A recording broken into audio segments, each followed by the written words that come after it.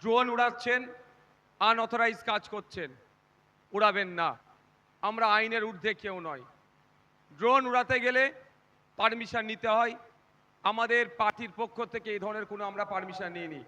সুতরাং ব্যক্তিগতভাবে কোনো চ্যালেঞ্জ উড়াচ্ছেন, সম্পূর্ণ আইন বহির্ভূত কাজ করছেন। আমাদের পার্টি শিষ্টাচারের কথা বলে, হয়তো ড্রোন উড়ালে দেখতে ভালো লাগবে, কিন্তু আইনের ঊর্ধ্বে আমরা কেউ নয়, উড়াবেন না। দ্বিতীয় কথা, একটি বাচ্চা এই ভিড়ের মধ্যে, আমি ওই জন্য বাচ্চা আনতে মানা করেছিলাম, এখন মিসিং হয়েছে। হ্যাঁ,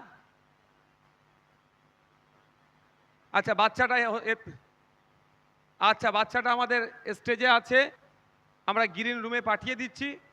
আপনারা পিছন দিক থেকে গ্রিন রুম থেকে আপনারা বাচ্চাকে নিয়ে যাবেন।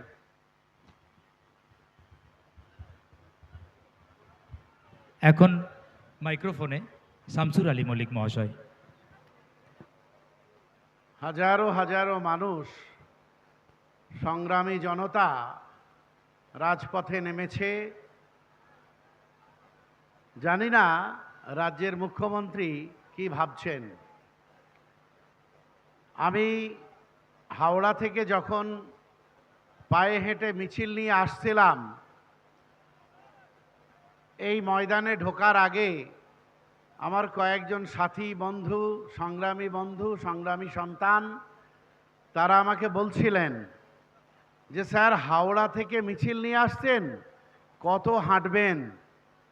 আমি তাকে বললাম যে রাজ্যে একটা ন্যায়ের সরকার, এই মমতা ব্যানার্জির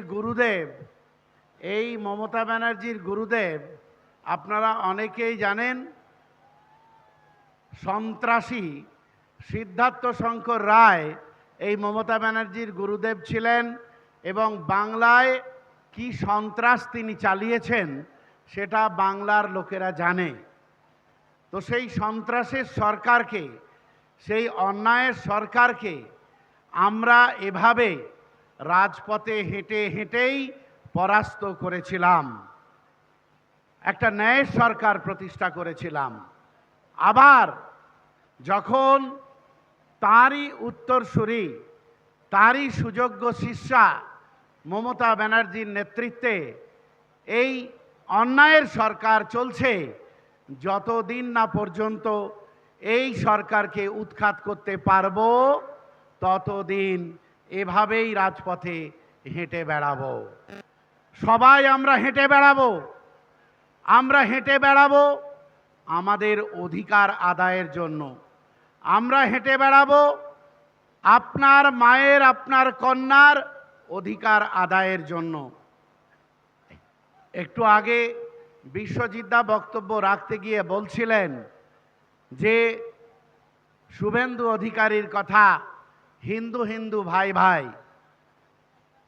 শুভেন্দু অধিকারীর উদ্দেশ্যে বা যারা মনে করেন শুভেন্দু অধিকারীরা ঠিক স্লোগান দিচ্ছেন হিন্দু হিন্দু ভাই ভাই, যদি হিন্দুদের ঐক্য তৈরি হয় তাহলে তো ভাই কারোর আপত্তি থাকার কথা নেই। আমারও কোনো আপত্তি নাই, হিন্দু হিন্দু ভাই ভাই হোক। কিন্তু শুভেন্দু অধিকারী তার কাঁথি শহরে যে পেট্রোল পাম্প আছে, শুভেন্দু অধিকারীর উদ্দেশ্যে বলতে চায়, আপনি হিন্দু হিন্দু ভাই ভাই স্লোগান দিন, আপনার ওই 5 কাউন্টার বিশিষ্ট যে বড় পেট্রোল পাম্পটা আছে, সেই পেট্রোল পাম্পে আপনি একটা বড় ব্যানার লাগান, হিন্দু হিন্দু ভাই ভাই, মুসলমানের তেল নাই। ও মুসলমানের সঙ্গে তেলের ব্যবসা করব আর হিন্দু হিন্দু ভাই ভাই স্লোগান দেব। শুভেন্দু অধিকারীরা হিন্দু রাষ্ট্রের স্লোগান দিচ্ছে। ভাই কারোর আপত্তি আছে যদি হিন্দু রাষ্ট্র করতে পারো? ভারতবর্ষের মানুষ করতে তোমাদের দেবে না, দেশের মানুষ তো দেবে না, সেটা তো অন্য প্রশ্ন। আমার ব্যক্তিগতভাবে কোনো আপত্তি নেই, কিন্তু শুভেন্দু অধিকারীদের কাছে প্রশ্ন, তোমরা যে হিন্দু রাষ্ট্র গঠন করবে, সেই হিন্দু রাষ্ট্রে কি তোমরা মোদি এই গ্যারান্টি দিতে পারবে, অমিত শাহ এই গ্যারান্টি দিতে পারবে যে মুসলমানরা না হলে টায়ার পাংচার সারিয়ে তারা খাবার জোগাড় করে, তারা আজীবন টায়ার পাংচারই সারিয়ে যাবে? তোমাকে তা নিয়ে ভাবতে হবে না। তুমি যে সরকারে আছো, তুমি গ্যারান্টি দাও আমার প্রত্যেকটা ঘরের হিন্দু সন্তানের কর্মসংস্থানের ব্যবস্থা করতে পারবে? সে গ্যারান্টি তুমি দিতে পারবে না। তুমি গ্যারান্টি দিতে পারবে যদি হিন্দু রাষ্ট্র গঠিত হয়, তাহলে মুসলমান, খ্রিস্ট থেকে আরম্ভ করে আদিবাসী, অন্যান্য জনজাতির যত মানুষ আছে তারা 60 টাকা মিনিকিট চাল কিনে খাবে, আর হিন্দু ঘরের সন্তান, হিন্দু ঘরের বাপ ভাইয়েরা তারা 30 টাকা কেজি চাল কিনে খাবে। এই গ্যারান্টি তুমি দিতে পারবে শুভেন্দু অধিকারী? তবে হিন্দু রাষ্ট্র গঠনের কথা বলো। হিন্দু রাষ্ট্র গঠনের কথা বলছো, হিন্দু হিন্দু ভাই ভাইয়ের কথা বলছো, আমাদের কোনো আপত্তি নেই। আমি ব্যক্তিগতভাবে বা আমার পার্টির চেয়ারম্যান ব্যক্তিগতভাবে আমরা দায়িত্ব নিয়ে বলছি, আমার মনে হয় এই মুহূর্তে ভারতবর্ষে হাতে গোনা কয়েকটা রাজনৈতিক দল আছে যারা সেকুলারিজমকে প্র্যাকটিস করে, যারা ধর্মনিরপেক্ষতা প্র্যাকটিস করে। শুভেন্দু অধিকারীদের উদ্দেশ্যে জানাতে চাই, আরজি করে তিলোত্তমা বিচার পেল না কেন? যদি হিন্দু হিন্দু ভাই ভাই হয়, তাহলে তিলোত্তমার বাবা তো নওশাদ সিদ্দিকীর বংশধর ছিলেন না? তিলোত্তমার বাবা তো আমাদের মাহিউদ্দিনের বংশধর নয়। তিলোত্তমার বাবা তো আমার বংশধর নয়, আমার ধর্মের অনুসারী নয়। তিলোত্তমার বাবা তাহলে কেন বিচার পেল না? হিন্দু হিন্দু ভাই ভাই স্লোগান দেওয়ার আগে শুভেন্দু অধিকারীকে জবাব দিতে হবে। এভাবে হিন্দুদের বোকা বানানোর চেষ্টা করছে শুভেন্দু অধিকারীরা। আর ঠিক সেই সময়ে আরএসএস এর দুর্গা মমতা বন্দ্যোপাধ্যায়, তিনি নিজেকে বড় হিন্দু প্রমাণ করার জন্য নানান কর্মসূচি নিচ্ছেন। ভাই, আপনারা বলুন, এ রাজ্যের বাঙালি হিন্দুরা, তাপসদা আছেন, বিশ্বজিৎদা আছেন, তারা বলবেন, আপনারাও বলুন, এ রাজ্যের বাঙালি হিন্দুরা দুর্গা পুজো করার জন্য কোনোদিন সরকারের থেকে 5 টাকা চেয়েছিল? কোনোদিন টাকা চাইনি। এই বছরে 1,10,000 টাকা করে 44,000 পুজো কমিটিকে টাকা দেওয়া হয়েছে। কেন? এই 1,44,000 পুজো কমিটিকে 1,10,000 করে টাকা দিলে কত টাকা হয়? সেই টাকায় কত শিক্ষা প্রতিষ্ঠান হতে পারত, কত কল কারখানা হতে পারত, কত প্রফেশনাল কলেজ হতে পারত। এগুলো উনি করবেন না, উনি আসলে বোকা বানাচ্ছেন। আমি আপনাদের কাছে আরো 2-1টা প্রশ্ন রাখব। উনি দুর্গা অঙ্গন করেছেন, জানেন তো? সল্টলেকে দুর্গা অঙ্গন করেছেন, আপনারা জানেন তো? শিলান্যাস করেছেন কয়েকদিন আগে। এত দুর্গা মণ্ডপ রয়েছে, এত দুর্গা মন্দির রয়েছে সরকারি টাকায়, যেখানে বিজেপিও ভয় পায়। আমাদের সংবিধানে যেহেতু কোনো অপশন নেই যে সরকারি খরচে ধর্ম করা যাবে, সেখানে মমতা বন্দ্যোপাধ্যায় ওসব ভয় পান না। দুর্গা অঙ্গনে শিলান্যাস করেছেন, কেন এত তাড়াহুড়ো করলেন? আপনারা জেনে রাখুন, দুর্গা অঙ্গন যে জমিতে হয়েছে, একরের পর একর জমি, সেই জমি আসলে সল্টলেকের জমি। আপনারা জানেন ওটা হচ্ছে এসইজেডের জন্য নেওয়া জমি, অর্থাৎ স্পেশাল ইকোনমিক জোন, অর্থাৎ ওখানে বসবাসের জায়গা ছাড়া সল্টলেকে কোনো ধর্মালয়ও তৈরি করা যাবে না। তাই অনেক লড়াই করেও মসজিদ তৈরি করতে পারেনি, ঈদগাহ তৈরি করতে পারেনি। ওখানে উনি দুর্গাঙ্গন তৈরি করলেন। কেন জানেন? ওটা হচ্ছে বিশেষ অর্থনৈতিক অঞ্চল। এই বিশেষ অর্থনৈতিক অঞ্চলে অর্থনৈতিক উন্নয়নের কাজ ছাড়া আর কোনো কাজ করা যাবে না। বোধহয় মমতা ব্যানার্জি ভাবছেন আমার যাওয়ার পালা এসেছে, তাই তাড়াতাড়ি ওটা দুর্গা অঙ্গন করে দাও, যাতে অর্থনৈতিক অঞ্চল আর না থাকে। আপনারা জানেন মহাকালের মন্দির, শিলিগুড়িতে মহাকালের মন্দির হয়েছে, সেখানে শিলান্যাস করেছেন। আপনারা জানেন কিনা জানি না, আমি জানানোর জন্য বলছি, এই যে মহাকালের মন্দির যেখানে হবে সেই জমিটা নেওয়া হয়েছিল এ রাজ্যে বাম সরকারের আমলে, যখন পৌরমন্ত্রী ছিলেন অশোক ভট্টাচার্য, তখন ওখানে শিল্প তৈরি করার জন্য, শিল্প নিগম তৈরি করার জন্য, শিল্প তৈরি করার জন্য ওই জমি নেওয়া হয়েছিল। মমতা ব্যানার্জি চান না এই বাংলার উন্নয়ন, তাই মমতা ব্যানার্জি দেখলেন আমার সরকার চলে গেলে, নওশাদ সিদ্দিকীদের সরকার, জোটের সরকার যদি এসে যায়, তাহলে এই ফাঁকা জমিতে শিল্প হয়ে যাবে, সবার হাতে কাজ এসে যাবে, এসিজেডে সবার হাতে কাজ এসে যাবে। তাই তাড়াতাড়ি ওখানে কিন্তু উনি মহাকালের মন্দিরে শিলান্যাস করে দিলেন। আমি বলতে চাইছি যে দেখুন, এভাবে মমতা বন্দ্যোপাধ্যায় একটার পর একটা মানুষের যে অর্থনৈতিক অধিকার, সেই অর্থনৈতিক অধিকারকে কেড়ে নেওয়ার চেষ্টা করছেন। আমরা নীরবে দেখছি। আর দায়িত্ব নিয়ে বলছি যে ওয়াকফ আইন পাশ হওয়ার পরে, ওয়াকফ আইন পাশ হওয়ার পরে এই ওয়াকফ আইনের বিরুদ্ধে পশ্চিম বাংলায় কেউ প্রতিবাদ করেননি, এ কথা আমি বলছি না। পশ্চিম বাংলায় একমাত্র রাজনৈতিক দল আইএসএফ এবং তার চেয়ারম্যান নওশাদ সিদ্দিকী সাহেবের নেতৃত্বে, আমাদের প্রিয় ছোট ভাইজানের নেতৃত্বে এই সারা বাংলায় কম বেশি 400-র ওপরে মানুষকে সচেতন করার সভা এবং আন্দোলন করা হয়েছে। উনি কলকাতার বুকে গ্রেপ্তার পর্যন্ত হয়েছেন, সরকার গ্রেপ্তার পর্যন্ত করেছে।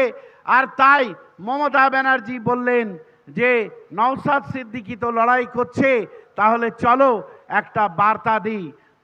মুর্শিদাবাদের মতো জেলা, সেখানে গিয়ে মমতা ব্যানার্জি বলে এলেন যে ওয়াকফ সম্পত্তি আমি সুরক্ষিত রাখব, ওয়াকফ সম্পত্তি নিয়ে কেউ গুলোগুলি করবে না, যদি ওয়াকফ সম্পত্তি নিয়ে কেউ গুলোগুলি করো তাহলে আমি হব তার সবচাইতে বড় শত্রু।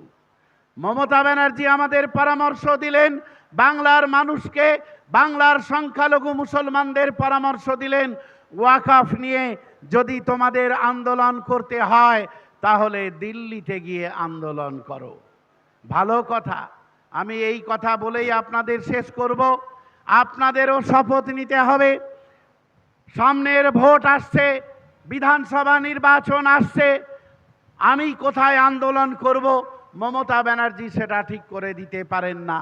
আপনার আব্বার কবর চলে যেতে পারে, আপনার আম্মার কবর চলে যেতে পারে, আপনার মসজিদ চলে যেতে পারে, আপনার খানকা চলে যেতে পারে, আপনার ঈদগাহ চলে যেতে পারে, আর আপনি আন্দোলন তো যেখানে চলে যাবে সেই মাটিতেই করবেন। মমতা ব্যানার্জির দলের লোকেরা যখন ভোটের সময় আপনার দরজায় গিয়ে ভোট চাইবে, তখন দরজার সামনে প্ল্যাকার্ড টাঙিয়ে রাখবেন, দরজার সামনে একটা নোটিশ টাঙিয়ে রাখবেন, দরজার সামনে লিখে রাখবেন ওয়াকফ আন্দোলন আমরা এখানেই করব, আর তোমাদের যদি ভোট চাইবার দরকার হয় তাহলে তোমরা দিল্লি চলে যাও, দিল্লি চলে গিয়ে ভোট চাও। ভাই মনে আছে তো 2 বছর আগের ঘটনা? মনে আছে তো? আমরা রানী রাসমণি রোডে সভা করছিলাম, তাই না? রানী রাসমণি 2-3 বছর আগে রানী রাসমণি রোডে সভা করছিলাম।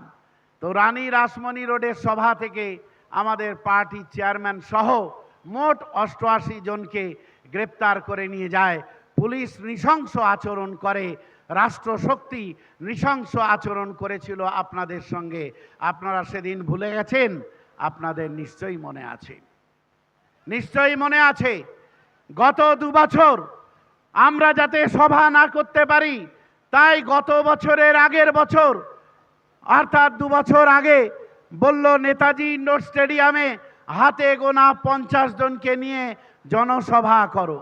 আমরা অদ্ভুত হয়ে লক্ষ্য করলাম, আমাদের পার্টির চেয়ারম্যান তিনি শৃঙ্খলার কথা বলেন, আর তাই 50 জনকে নিয়েই আমরা কিন্তু সভা করেছিলাম। আপনারা ভুলে যাননি তো? গত বছর আমাদের পার্টির চেয়ারম্যানকে এবং আরো কয়েকজন নেতৃত্বকে তাদেরকে এই মঞ্চে শেষ মুহূর্তেও আসতে দেয়নি। কথা আমরা ভুলে যাইনি। সেদিন আমরা স্লোগান দিয়েছিলাম যে রাষ্ট্রশক্তি, তোমরা আমাদের চেয়ারম্যানকে আটকেছো, দেখো সারা রাস্তা জুড়ে, সারা শহীদ মিনার ময়দান জুড়ে হাজারো হাজারো নওশাদ সিদ্দিকী দাঁড়িয়ে আছেন।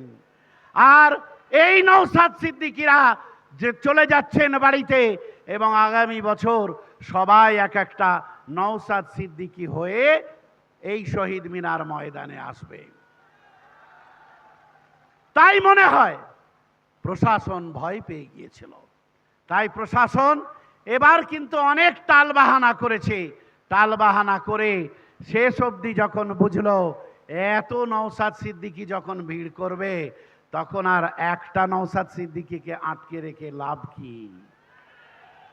তাই আপনাদের নেতা, আমাদের নেতা, বাংলার সবচাইতে জনপ্রিয় জননেতা নওশাদ সিদ্দিকীকে আটকাতে পারেনি।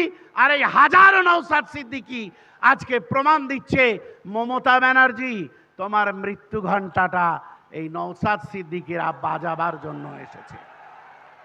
আর লাস্ট কথা আপনাদের বলছি, গত 3 বছর আগে আমার পার্টির চেয়ারম্যান সহ নেতৃত্বকে আটকে রেখেছিল, মনে আছে? কতদিন জেল খাটিয়েছিল মনে আছে? 41 দিন। 40 দিনের দিন জামিন পেয়ে গিয়েছিল, কিন্তু নানান বাহানাতে তাকে আরো একটা দিন আটকে ছিল। 42তম দিনে ছেড়ে দেয়া হয়েছিল, মনে আছে আপনাদের? কতদিন জেল খেটেছে ভাই? 41 দিন। আর আমি এখান থেকে একটা আহ্বান রেখে আমার বক্তব্য শেষ করতে চাইছি। সামনে 26শে ইলেকশন।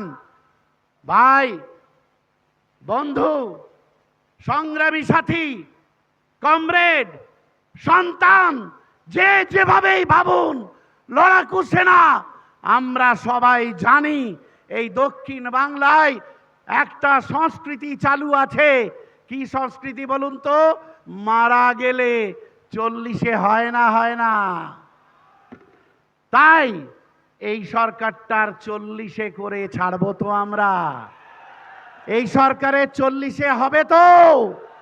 আমার ভাইকে 40 দিন জেল খাটিয়েছো, তাই এই হাজারো নওশাদ সিদ্দিকী তারা ফিরে গিয়ে লাখো লাখো নওশাদ সিদ্দিকীর জন্ম দেবে। আর তোমার সরকারের 40-এ করবে বলে আজ শপথ নিয়ে বাড়ি যাবে। হবে তো? ইনকিলাব জিন্দাবাদ, জিন্দাবাদ, জিন্দাবাদ, আইএসএফ জিন্দাবাদ। জিন্দাবাদ, জিন্দাবাদ। আমি জানি অনেক আঘাত আসবে আমাদের উপরে, কিন্তু আঘাত সহ্য করা যাবে তো? আমি একটা গানের কলি বলে শেষ করছি। যত আঘাত করো সব সামলে নেব,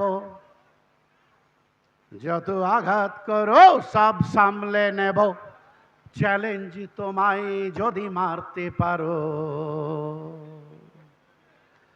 যত আঘাত করো সব সামলে নেব, চ্যালেঞ্জ তোমায় যদি মারতে পারো। অনেক মেরেছো তবু মরিনি আজও, ভীষণ হয়ে গেছি আজ। তাই সামলে নেব, তাই সামলে নেব, তাই সামলে নেব। যত আঘাত করো সব সামলে নেব, চ্যালেঞ্জ তোমায় যদি মারতে পারো। এই চ্যালেঞ্জ রেখে সকলকে সংগ্রামী অভিনন্দন জানিয়ে আমি আমার কথা শেষ করলাম। ইনকিলাব জিন্দাবাদ, আইএসএফ জিন্দাবাদ, ছোট ভাইজান জিন্দাবাদ, আমার প্রিয় বড় ভাইজান জিন্দাবাদ। বিপ্লব দীর্ঘজীবী হোক। অসংখ্য অসংখ্য